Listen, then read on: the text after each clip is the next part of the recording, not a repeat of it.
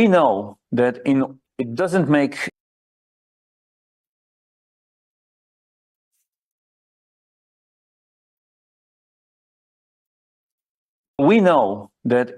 it doesn't make sense to have Russia at the table if you cannot ensure that they sit at the table and act in good faith.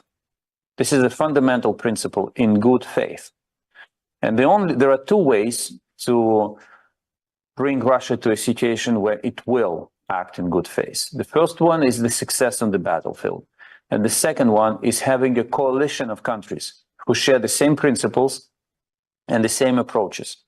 So this is why the first summit does not intend to have Russia as participant, because the goal of this summit is to unite countries who share principles and approaches that they will build their further actions on.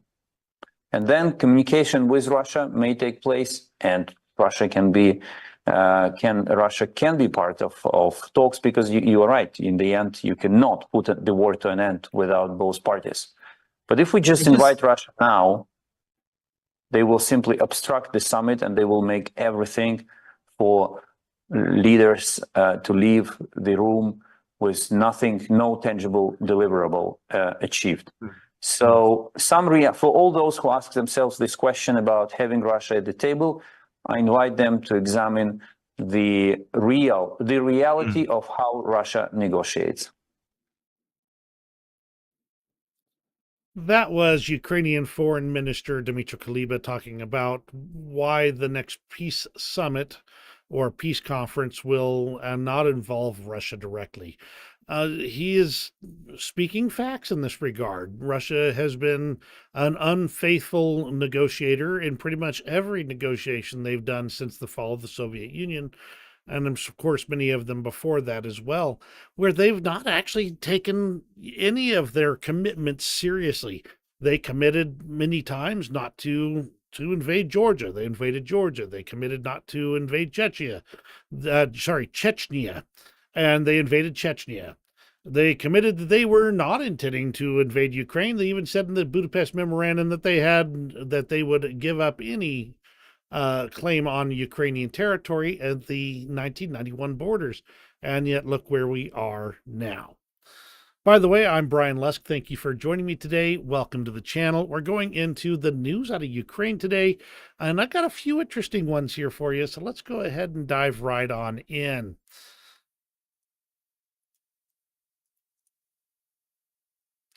Russia tries to divide Ukrainians abroad with those at home. This is part of Russia's propaganda and disinformation campaign. They're trying to make sure that there is no unified Ukrainian state against them. And the more they can divide the people who are out of the country from those who are in, the easier it will be for them to keep those people divided away from each other. They don't want anybody returning. They definitely don't want anybody outside of Ukraine supporting Ukraine as well, trying to have other nations help them out. So this is 100% Kremlin propaganda. You know, as they mentioned in the article here, that the Russians are saying, you left Ukraine and you are much smarter than those fools that are staying in Ukraine. The Ukrainians want to send you all into the trenches. Your rights are being violated. The state is humiliating you, but Europe protects you from these evil Ukrainian oppressors who oppress you. And this is the propaganda that the Russians are trying to put forward, whereas the reality is not that. So look at that and think to yourself, when you see this type of propaganda, identify it as exactly what it is. It is propaganda. Allow people to have their opinions and allow them to think. But instead, many of these people have ended up with their minds fogged by Russian propaganda. We see it on a regular basis here in the United States. I do believe that we see it, that people are starting to wise up to it.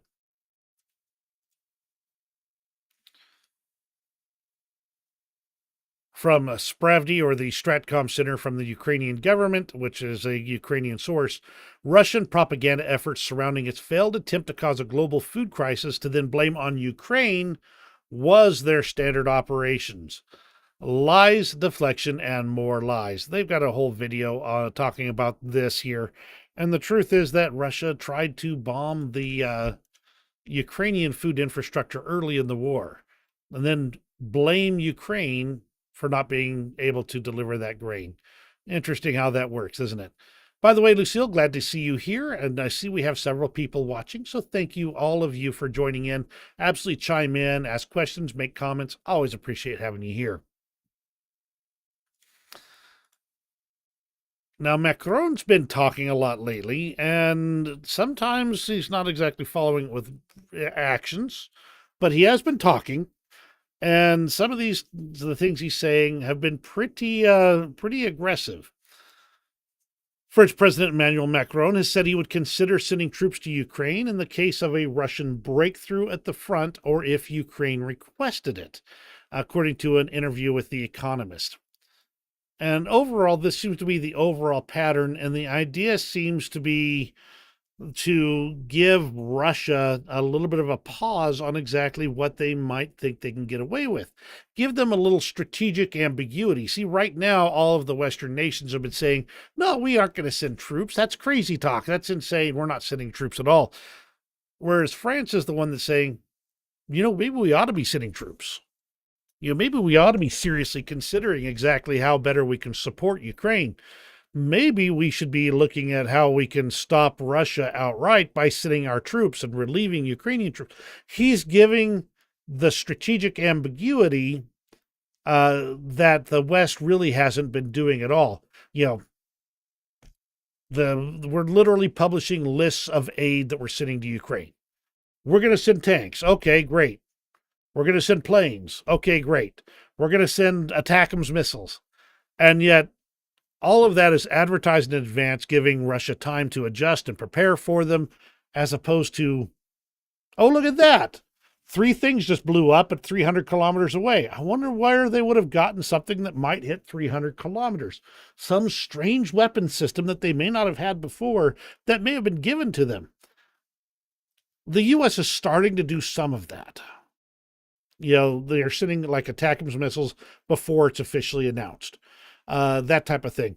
But by and large, these nations, instead of looking at this and going, I should be thinking seriously about exactly what it takes to win a war, and then quietly sending the necessary hardware, we're basically putting up a big old poster and a big old billboard right over our head saying, hey, we're sending this. And the Russians would go, oh, okay.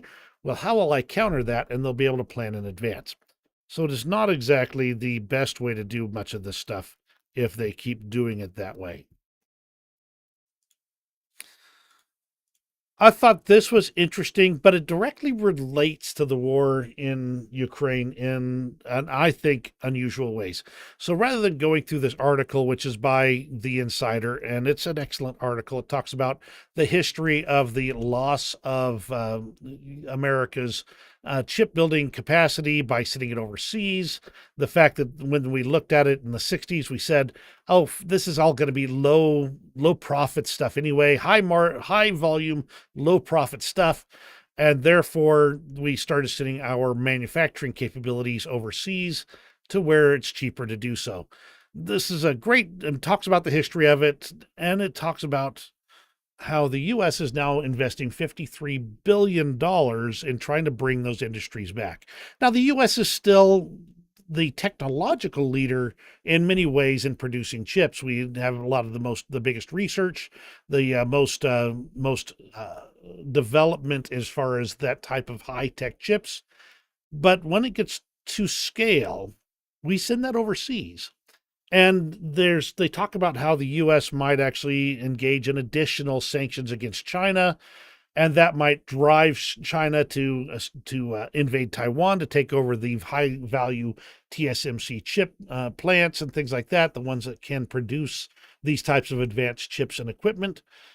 And with China not yet able to independently produce the most advanced stuff, they would be extremely tempted to get in the middle of that. So interesting overall. But the thing where this ties back into the war in Ukraine is that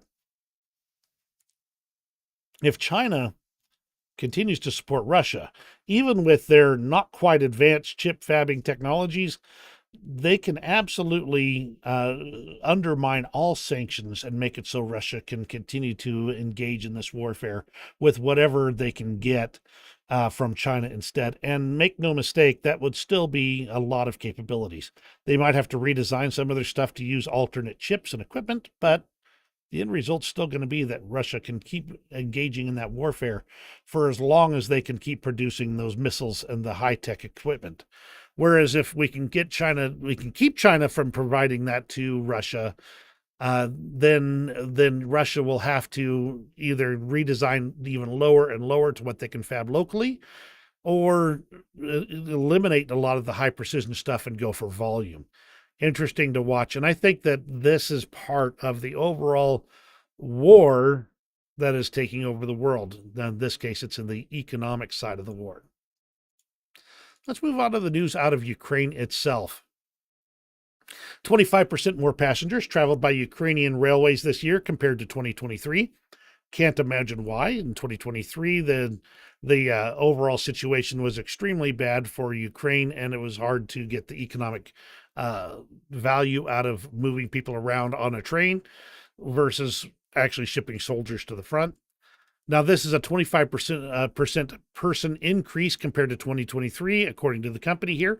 And that means that some of the capabilities are coming back. It means that people are either returning to Ukraine or the economic factors are starting to return to Ukraine.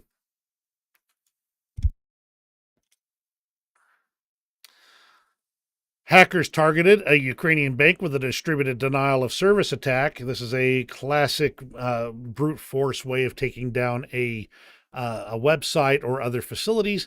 Is you target a server or servers with a series of requests to the server, and then don't have the full conversation, tying up the resources of the server, expecting to have the full conversation. This is traditional stuff. It's basically just a way to make sure that the server is tied up trying to service things that don't actually exist, as opposed to things that are consistent and reliably carry out these types of things. So traditional attack. There's nothing unusual about that. They should have preparations in place to counter that. From the Kyiv Independent, a member of the Ukrainian parliament has been accused of abusing his position to enrich himself by around 11 million hryvnias. This sounds like something we ought to be doing in the United States, because there's a whole lot of U.S. politicians that have taken their $170,000 paychecks and turned them into millions upon millions of dollars in assets.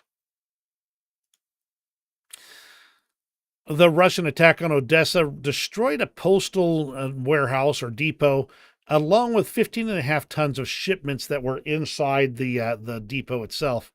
Really, this does not look like it was actually a targeted attack on a military facility. Just be like bombing a post office. Russia's attacks have damaged about 50% of Ukraine's total energy system, while I believe its DTEC has had 80% of its generating capacity destroyed. And one other smaller, it's a much smaller company there, has had all of its generating capacity destroyed. There's still about 50% of Ukraine's actual energy production system still available. After this much time, the Defense Ministry is working to limit satellite imaging of Ukrainian territory. Now, a lot of our people in the open source intelligence community rely on those satellite pictures and things like that to try and understand what's going on in Ukraine. But the Russians also use that satellite imagery to understand what's going on in Ukraine as well. So they're looking at limiting the availability of that imagery and potentially trying to stop it from being published in other open source or external methods to prevent the Russians from getting the use of that imagery as well. This one bothers me, but only from a from a personal perspective. The Ukrainian Ministry of Foreign Affairs has introduced an AI press secretary. And they've modeled it after I believe it's an actress over there, and they feed it basically whatever their press release is, and it speaks it. Basically, they're using it as a way to quickly provide information to the public. But there is something that always lacks when you go to AI on these types of things. I've got somebody talking about that. Where did I put that? So bear with me a second here. I want to see if I can find that real fast. Here it is. Excellent.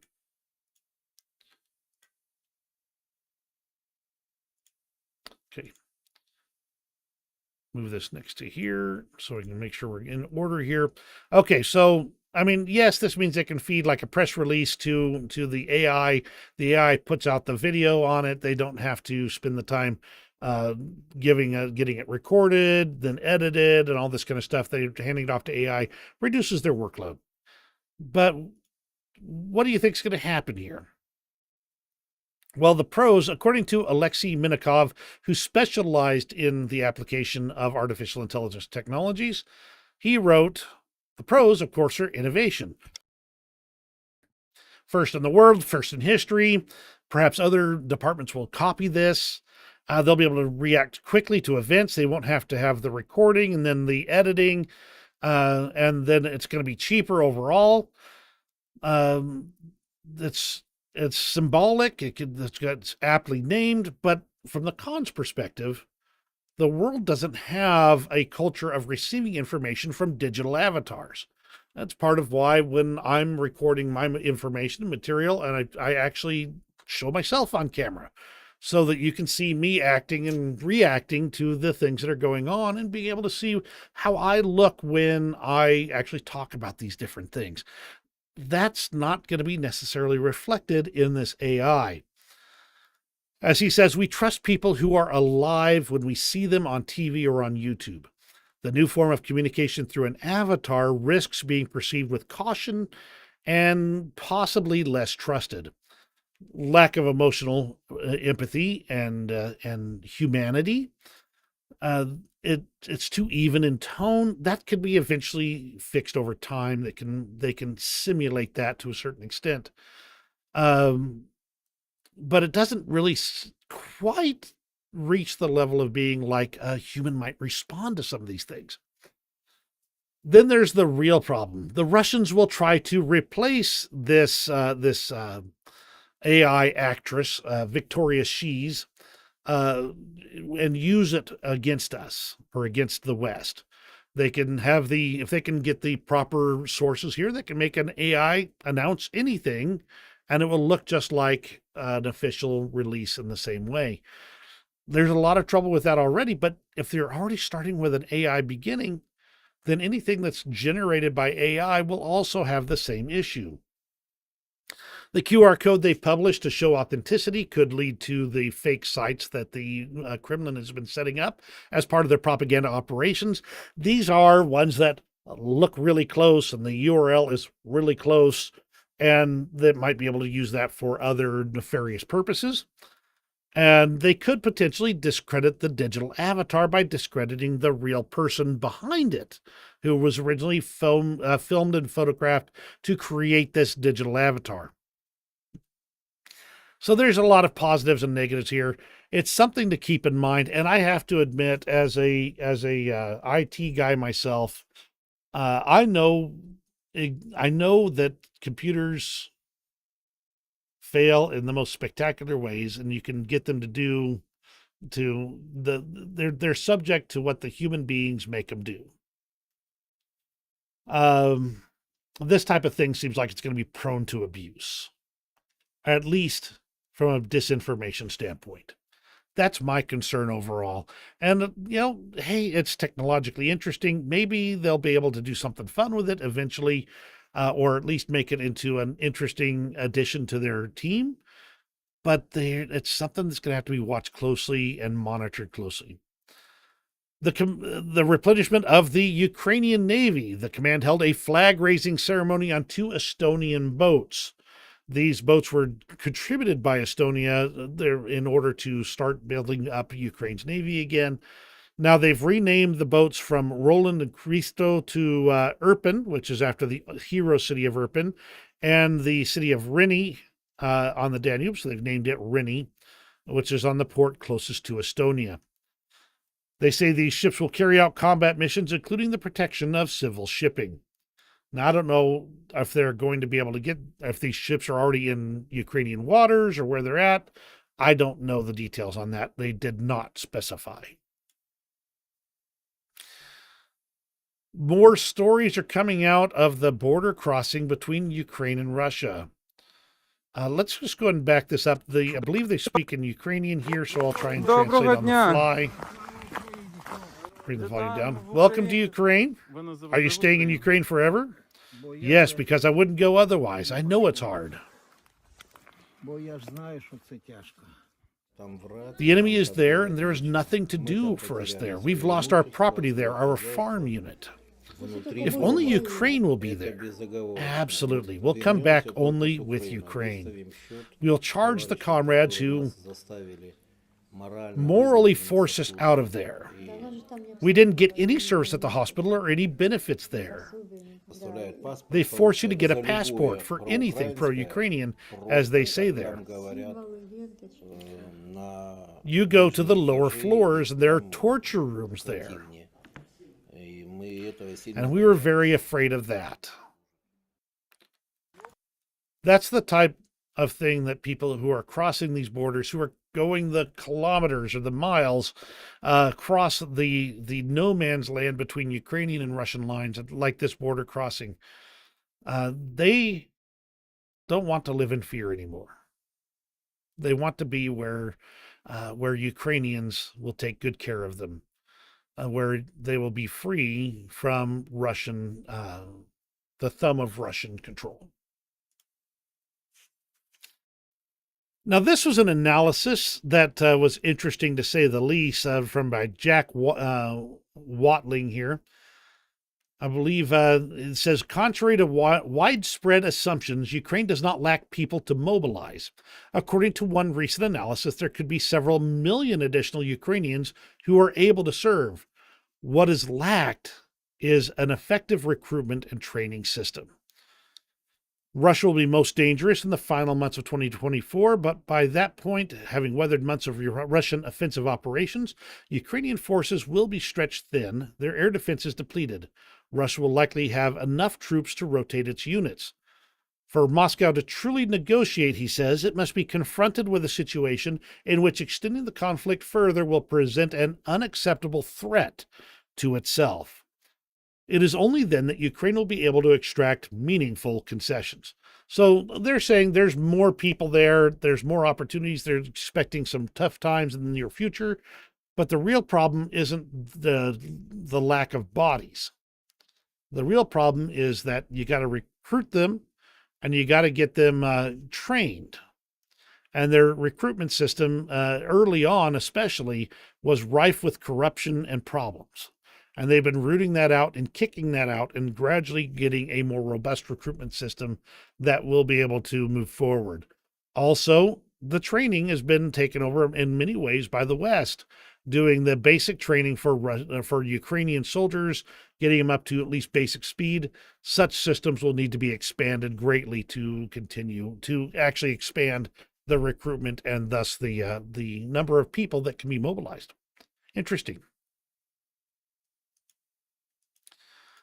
Moving over to the news out of Russia, we mentioned yesterday, day before yesterday now, that the U.S. has stated that the Russians have been using chemical warfare, and that they've levied additional sanctions against them because of it. Of course, the Kremlin immediately denied that they had done anything at all in any such way, that they had not violated the international ban on chemical weapons, and that they remain bound by their obligations under the treaty that bans chemical weapons. As they like to say, you don't have to believe anything until the Kremlin denies it. Interesting side note, Bloomberg reported that 4 sanctioned Russian oil tankers have changed their names and are sailing under new flags. They reported that tankers from Sovcomflot, Russia's state-owned oil tanker company, renamed 4 of its sanctioned vessels, the NS Columbus to Kemerovo, the NS Bravo to Belgorod, the NS Captain to Kaliningrad, and the NS Creation to Krasnoyarsk. They are now flying Russian flags after previously sailing with Gabonese flags. The U.S. Treasury Department sanctioned Sovcomflot and 14 of its vessels in February 2024, and Bloomberg reported that it is common for sanctioned vessels to change their names to distance themselves from international sanctions, even though each ship has a permanent identification number that remains the same despite the name change. This really just highlights their connection with Russia as opposed to what they were doing before. So odds are they're bringing these under the flag so that they can then put different vessels in there under a different flag and use them as their shadow fleet.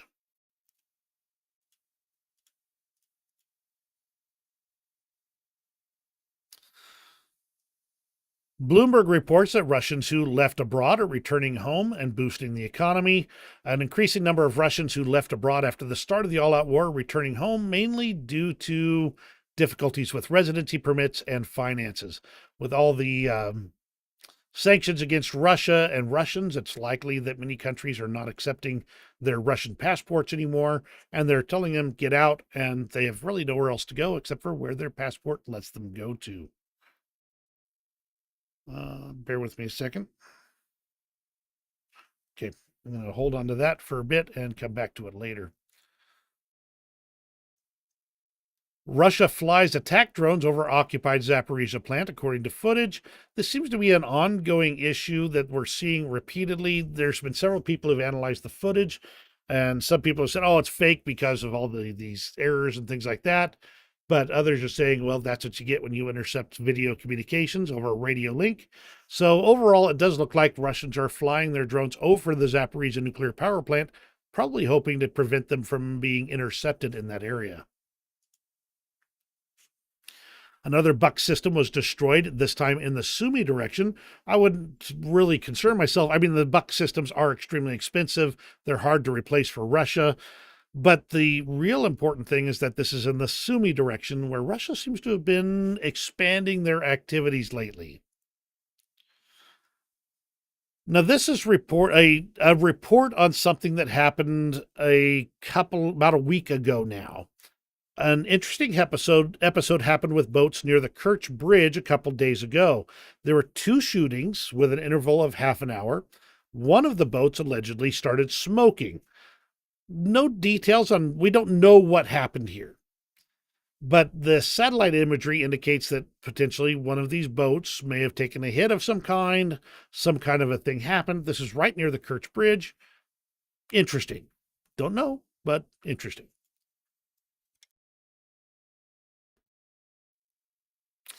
The U.S. refusal of Russian enriched uranium will lead to financial disaster for Rosatom.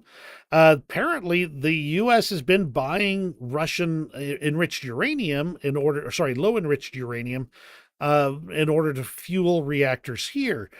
And they have now denied that, or I should say outlawed that with legal action. And this could result in quite the financial hit for Russia at this point. They talk about the amount that this would be involved. It's for the U.S. It's not a huge amount, but it's a fairly large amount for Russia. Russia has launched its first train for the port of Mariupol to Volnovakha station.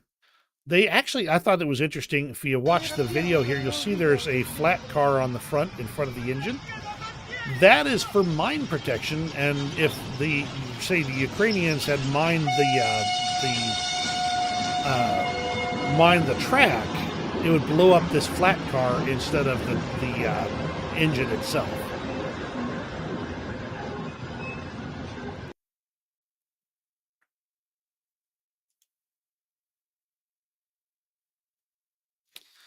Rumors have been swirling about Lavrov who's Russia's foreign affairs minister, is potentially being dismissed and replaced by Deputy PM Alexander Novak instead.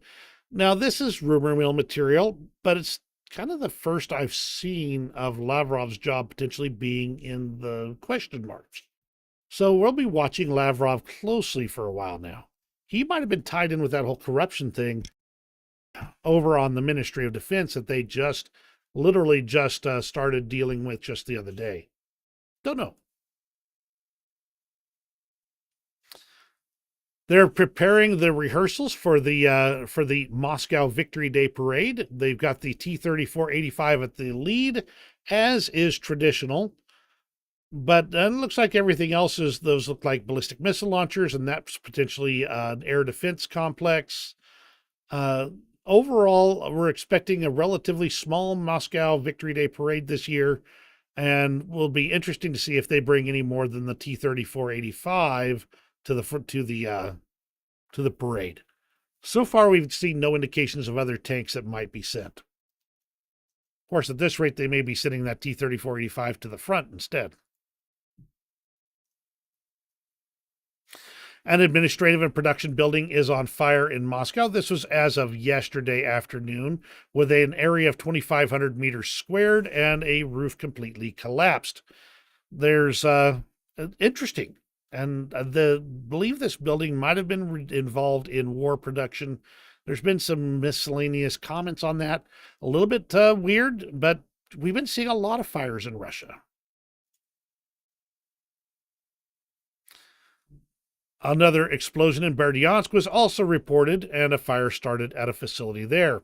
According to the information provided, is the Dormash plant in Berdyansk. This is just a repeat of the information on the Zaporizhia nuclear power plant and the kamikaze drones flying overhead. This actually shows some of the video of the drone footage and things like that. The static and this type of thing looks like something you'd get from intercepting a signal. So interesting that they are watching this type of thing and over there in the Ministry of Defense, sorry, the Intelligence Ministry in Ukraine.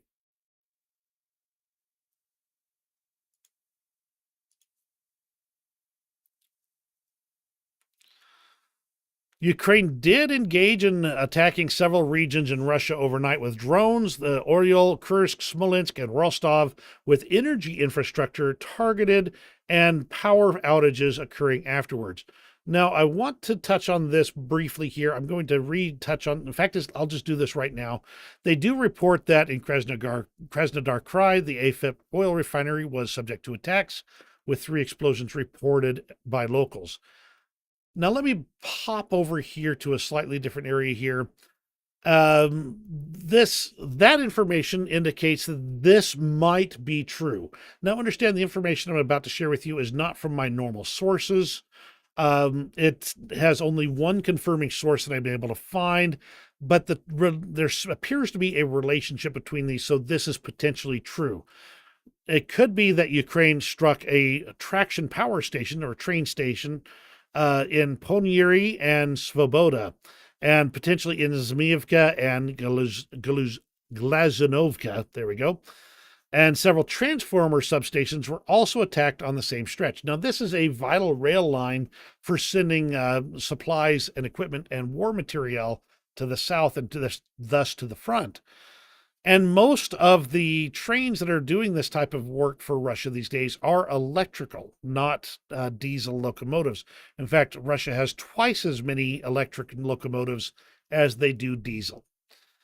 So if they are effectively targeting this rail infrastructure and the power stations powering it, they may be able to attack this type of logistics chain and give Russia more problems that they have to deal with.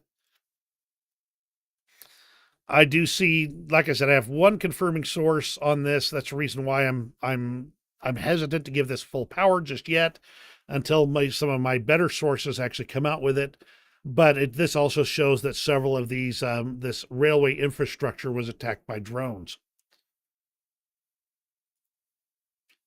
And finally, this is an interesting statement by the Russian Foreign Ministry. The Minister of Foreign Affairs, Maria Zakharova, has warned Western countries, such as Washington, London, and Brussels, that any aggressive actions against Crimea are doomed to failure and will receive a retaliatory blow, which indicates that they're really concerned that they're going to be losing Crimea soon. Otherwise, they wouldn't be talking about it. You can always tell what Russians are worried about because they start telling how hard it would be if this infrastructure or this location was attacked for the Western powers, because they'll get attacked in response. This is a consistent pattern that Russia tries to use with their bellicose rhetoric, and so far it's not resulted in direct kinetic warfare thus far.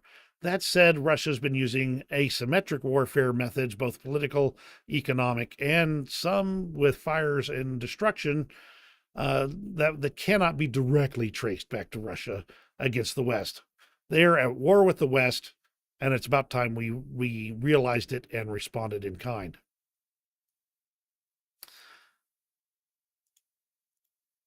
Now, an interesting side note about Gazprom. This is Russia's gas company there. They have for 23 years run at a net profit, and usually huge profits for year after year after year. And you can see there were drops in 2014 and 2020 by this chart. But you can see in 2021, they were busting in more than 2 trillion rubles per year. And they have been a major bright spot in the economy. But they just reported their first net loss in 23 years. This will put even more pressure on Russia's military budget.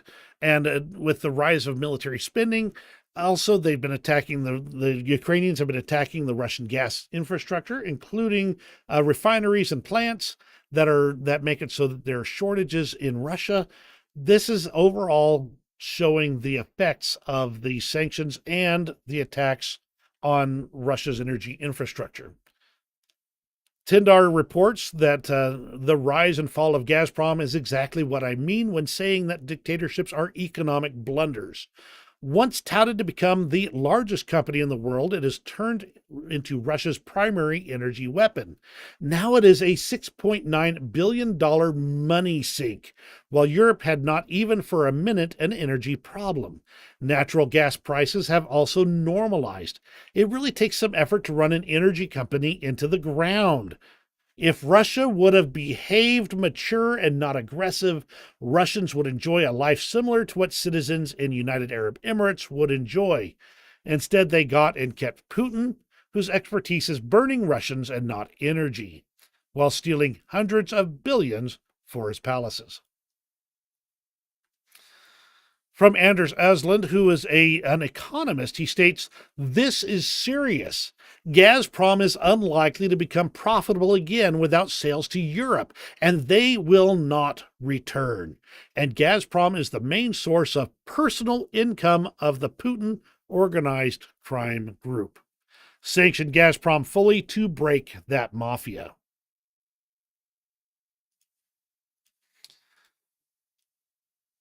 I'm still getting some of these things to refresh here, so bear with me. This is a great video. I'm going to just go ahead and play it for you. It is really super fun jet to fly. I'm not saying that MiG that I flew before is super boring, but the F-16 is definitely more agile. It easily moves. Let me bring that back to the start. It is really super fun jet to fly. I'm not saying that MiG that I flew before is super boring, but the F-16 is definitely more agile. It easily moves. The moment you think of something, it turns.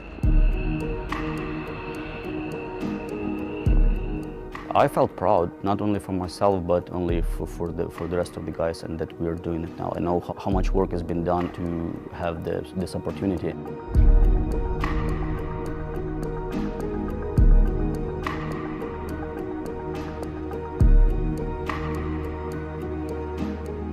Been updated several times, and as it is right here, it's a very, very modern aircraft. It's competitive with the best Western fighters, and I'm sure that the Ukrainian Air Force will benefit from that. The biggest boost here is the motivation to go back and keep fighting with new jets. We are in this together, and we have a lot of sympathy with the Ukrainian people, and we want to do whatever we can to help.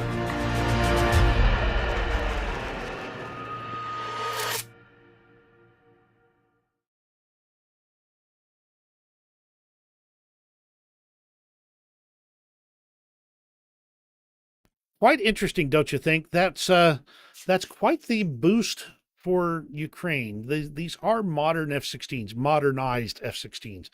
They'll be quite the match for anything Russia can throw at them. News from the international front here. Russia's war against Ukraine is unlikely to end anytime soon, according to U.S. intelligence chief. And to be honest, that's probably accurate. There's no signs of a current end to the war being brought into play, and we don't expect it will change anytime soon. A U.S. military battalion is to remain in Lithuania indefinitely. This would be the military battalion that was originally going to be rotated out until 2025. Now, they do state this in a way that's a little bit vague. It doesn't mean that the exact same troops are going to be there the entire time. There'll be different battalions rotated in and out as they go. So part of the normal thing with this type of action here. But the fact that the U.S. isn't going to leave in 2025 is the interesting part. There's a real threat to the world here, and the U.S. is recognizing it by placing their troops where the biggest problems are going to be.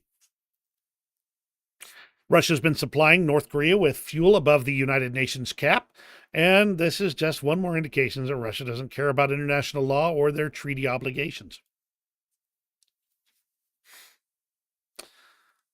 On March 15th, 2022, the Council of Europe Parliamentary Assembly voted for Russia to immediately withdraw from the Council of Europe, as it committed grave violations of the Council of Europe statute incompatible with the status of a member state. Whereas the Russians state, we left the Parliamentary Assembly of the Council of Europe for a reason. PACE began to be formed of different kinds of persons of non-traditional orientation, forcing parliaments of different countries to delegate representatives of different groups, transgender people, and so on to PACE. That's not true at all. They were, shall we say, invited to no longer be part of the operation there. Italy intends to hand over another SAMP-T air defense system battery to Ukraine in its next military aid package to be announced on June 13th. That's still a month and a half out, but at least we've got a military aid package, including some artillery shells, headed that way.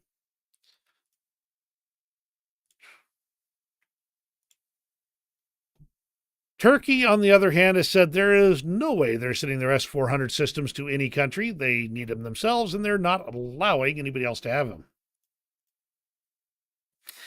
In a public change of stance, Britain is saying that they will allow the weapons they send to Ukraine to be used inside Russia. And they're also going to provide $3.74 billion in annual direct military aid and will support Ukraine as much as necessary. Now, I mentioned factories burning in Russia, but that's not the only factories that have been burning. We did have that one incident at the U.S. Armaments plant just the other day. Now there's a factory of the Diehl Group burning in Berlin. Now, this is Diehl Metal Applications, a specialized surface treatment facility. They don't have a reason for the fire yet, so I can't absolutely state that this is related to the war, but it sure feels like something that might be related. And this seems to be an ongoing pattern where potentially Russia has been striking at the West, trying to slow down their production. German company Hanselt is going to supply 6 more TRML-4D air defense radar units to Ukraine later this year. So that'll be very useful for Ukraine's air defense. And the discussion about ATACMS. The U.S. has got that new legislation. They're going to be sending more ATACMS. They've already sent a whole bunch. They're going to be sending a whole bunch more. And according to Politico, the Pentagon hasn't been worried anymore about a potential shortage of ATACMS, thanks to a significant production surge. Now, They do say this enabled U.S. to deliver Ukraine around 100 of these ATACMS without compromising U.S. defense capabilities. But the numbers they talk about is they're producing dozens every couple of months. That's not a lot of missiles. And therefore, there's still concerns there. However, Ukraine is using these ATACMS missiles pretty darn intelligently, very targeted on exactly what they're attacking. And I expect that even at the low volumes they might be getting, that they will find very good uses for them. 155 millimeter production in Scranton and Wilkes-Barre last month ramped up to more than 36,000 shells, their highest in decades. And 36,000 per month is the target that they intended to have for 2027. So they are 2 years ahead of their intended production target. Now they just need to start ramping that up even more for actual wartime level production.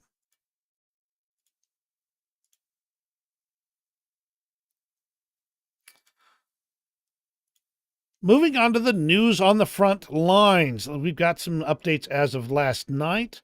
I want to quickly go through here. We'll start with Otratina. There was some additional advances. Let me back this out so we can get some context. You can see here, yesterday's lines are a little bit tighter in. There are advances by Russia, but they're far less than they have been doing.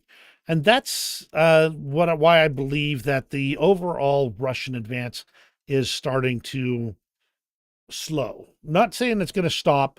I'm not even saying there won't be more big spurts or anything like that. I believe that there will be. Just at the moment, they seem to be running to the end of their immediate rope. There's also a small advance near Kotlyarivka. You can kind of see what that is. That's all open territory again. The Russians like to capture open territory. It looks like they may have picked up an extra house or two on this block here in this village. Interestingly enough, the Russian military is reportedly redeploying elements of the 76th and 7th Airborne Divisions from Zaporizhia Oblast in the direction of eastern Ukraine, likely to reinforce and intensify ongoing offensive operations. Now, they go into a whole lot of things about some of them arguing about which units of these units are moving along, where they're pulling them from Kherson or Zaporizhia, etc., like that. But the ISW states that they have not seen observed confirmation that elements of these 76th and the 7th have redeployed to other directions, although they call these reports by both Russian and Ukrainians as significant.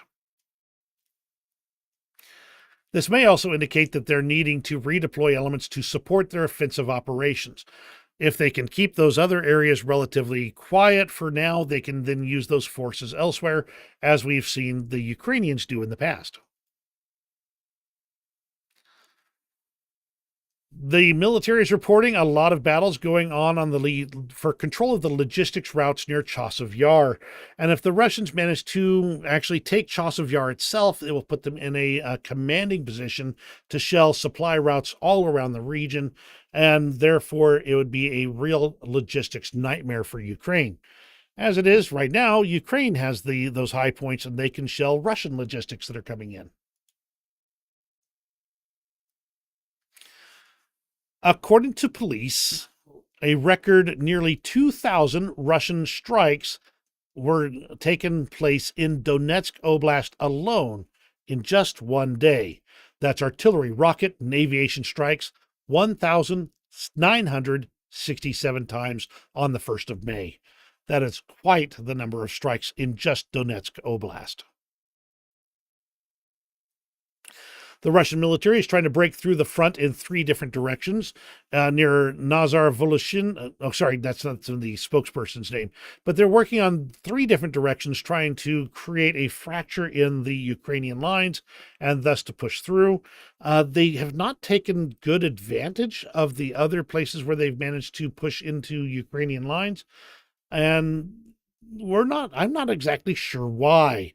Could be a doctrinal issue, could be a supply and sustainment issue. I don't know exactly why, but it sure looks like they're having some troubles with actually taking advantage of the opportunities they're managing to push through. I did want to show this video of Chasiv Yar to show what it looks like now. As always, the way Russia takes territory at this point in time is to literally destroy everything in it until there's nothing left to defend. And then they walk in on the ashes. The video, of course, is not working, so bear with me a second. Let's try that again. There's no audio, so nothing to worry about in that regard.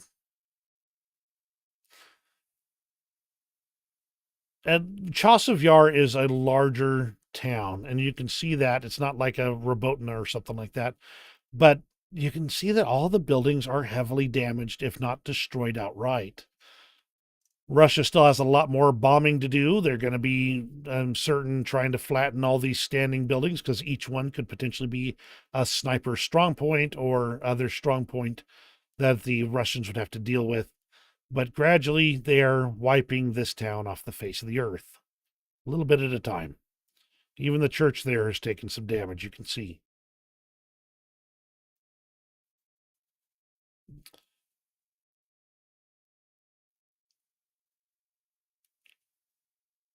And that is the Russian world. Ruski Mirror. Here's a fun video real fast here, just as we're going through the front lines. A Ukrainian M2 Bradley infantry fighting vehicle welcomes an enemy armored carrier to Ukraine with direct main gun fire. Now, you can see here they do manage to offload their troops into this tree line. So the engagement from the M2 Bradley is just shortly after this was done. From the Russian perspective, this is a successful operation. They successfully delivered their troops to the location they wanted. Then, moments later, the vehicle itself is engaged and destroyed.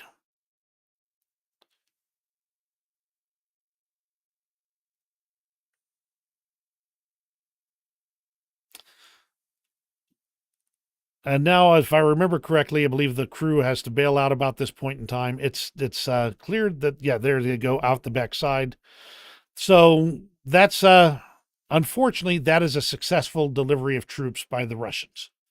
Now, they lost a vehicle for it, but they managed to gain that little bit of tree line right there. Still, that was a loss that they experienced in that regard. They're paying dearly to take small tree lines, to take a bush. Now, this is just from Supernova Plus, talking about activities from the last couple of days, with the Russians having taken Keramik and Novokoliva, and they're now going into Arkhangelsk, showing that the Russians have continued to advance overall. But as I said, I think the pace has slowed down in the last day or so. Wargonza reported Zaporizhia, basically no change to the lines of control, but that Robotina itself is basically a gray zone because there's nothing left to protect. And he does summarize a lot of what's going on in Donetsk, that area there. I mean, we've already kind of talked about all of that. And Chasiv Yar, they talk about the destruction of positions of the Ukrainian armed forces with long-range weapons. This is where they're putting a lot of their aviation and glide bombs into this area here, with battles continuing on the eastern outskirts, but not much progress reported. The only real change in the last day or so has been this bit about Kotlyarivka right here. There's been a small advance towards the eastern part. They tried to enter the settlement itself, but were repelled. Tatarigami reports on frontline updates from Intelligence Insight. He's talking about the potential Russian offensive in Kharkiv and Sumy Oblasts. So there's a lot of information here. I'm going to go ahead and just link this because I'm only going to summarize as I go through. And I would like it if you want to get that information directly. After successes in the Otratina area, Russian forces now have slightly more than 10 kilometers of ground between them and the TO-504 highway, which connects Kotlyarivka and Pokrovsk. However, there are potential threats emerging on the northward leading road. The Russian expansion into Arkhangelsk widens their range of possibilities and complicates Ukrainian efforts. They do analyze the imagery and state that there are a lot of new scorch marks left by artillery and other projectiles, and indicates that Russian efforts are concentrated in the western and northern direction hoping to exploit this TO-504 road. Multiple assaults into the area, and they talk about the Russians taking many losses in that area. Kharkiv, Sumy, though, there is speculation, and this is kind of the part I really want to address here. There is speculation about Russia's intentions to invade Sumy and Kharkiv oblasts, requiring clarification of key details. We previously, meaning they did, previously identify Russian forces equivalent to 2 corps stationed along the border of Sumy and Kharkiv. But they have not observed the formation of a concentrated force capable of conducting a deep strike. But they have seen scattered units that could potentially assemble into a striking force in the future, but no evidence. These units are mainly infantry-based and don't have tanks or armored vehicles for deep maneuvers. Therefore, if they do carry out any operations, they will differ from a large-scale invasion. So, potentially things might happen in Sumy and Kharkiv, but if they are, as of the current troop disposition, they would be small-scale, targeted, individual, dismounted attacks, not the large-scale offensive at this point in time. And that's the front lines. Let's go ahead and go straight into the extras. I do have a few things for the not related portion after this. I'll be done in just a moment here. The extra here is in Kyrgyzstan, an ice cream van hit dozens of children. That's not good news. I'm not going to say it is. It's just interesting. It's just one of the things that I bumped into in my research for today's video, and that is that the ice cream truck was parked and the driver got out, but he didn't set the brake, and it rolled down the hill and hit a group of school children. 7 children were placed in intensive care, 3 in serious condition, with 18 total people taken to the hospital. This was he was just trying to hand out ice cream, and it was just a bad circumstance. He managed to miss the break. This sort of came up because I was looking at Kyrgyzstan, which has recommended its citizens refrain from traveling to Russia, saying there's no jobs for you, that they've been experiencing massive denials of entry. There was the terrorist attack on Crocus, so don't go to Russia as migrant workers. There's nothing for you there. And this is a 7-year-old gymnast who lost her leg as a result of Russian shelling in the village of Zatoka, Odessa region. She performed at the Vienna Ball in Kiev. Let me go ahead and hit play on this real quick. Now, okay, let me refresh, then press play on this real quick. It's one of those days. Gotta mute this music because I'm sure there's copyrighted something in it. But if you watch, you can see her dancing quite well. She's 7 years old, after all, with her prosthetic leg.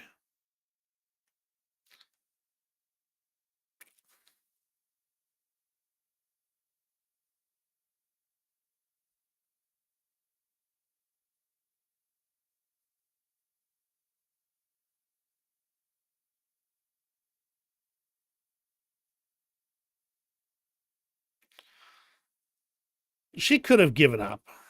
She could have said, I don't have it in me for this. But she has overcome with her prosthetic leg and is continuing to be part of this of gymnastics and dance. Very impressive. And that's the everything directly about Ukraine. I've got a couple other items in the world news categories here.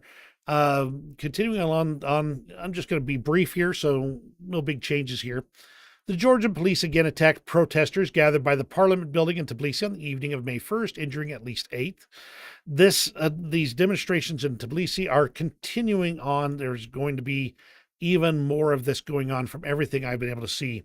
As you can see, one of the posters held by someone in Tbilisi is, "When tyranny becomes law, rebellion becomes duty."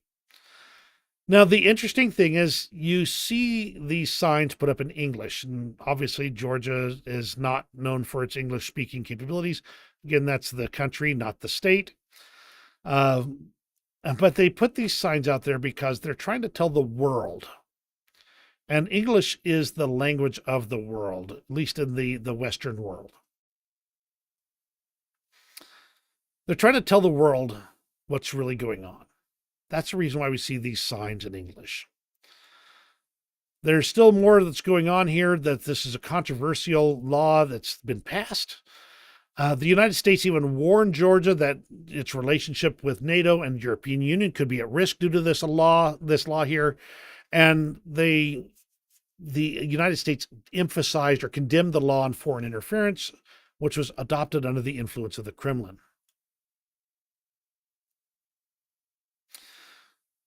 The Tbilisi Opera House right now, this is 22 hours ago, after the concert of Berliner Philharmoniker. The protest has engulfed the entire country, and they say the regime is nearing its end. No report states that Georgia is standing up. Weird bit of news here. The second whistleblower on Boeing defects in 2 months has died. He was apparently a healthy young man, 45 years old, and reportedly led a healthy lifestyle, but suddenly passed away after 2 weeks of being in critical condition due to staphylococcal pneumonia. This whole situation with Boeing is getting even more troubling every time I bump into it.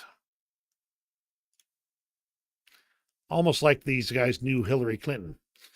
Okay, we're going to end off with this. This is the last thing for today. This is for the mayoral elections in London, May 2nd. I'm going to go ahead and just play this. This is Count Binface. You can listen to his... Oh, hold on. My name is Count Binface, intergalactic space warrior, and I'm running for London Mayor.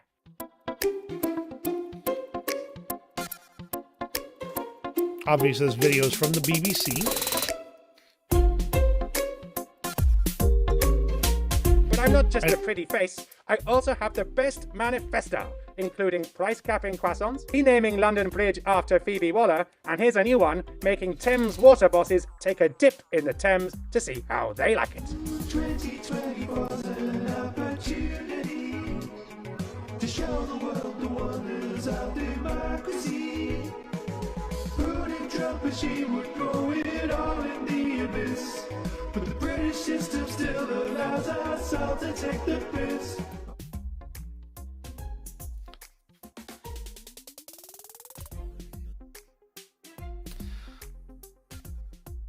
So how do you feel about Count Binface running for mayor Life crime is in up London? 49%. London is a sick city. Every week parents bury their murdered children. We all want to see more police officers on our street. Scrap the whole EU list across the Greater London and all other anti-driver policies like 20-mile-an-hour limits. The first thing I'd do is stop the Euro's expansion on day one. I love this city, and together we can make London great again.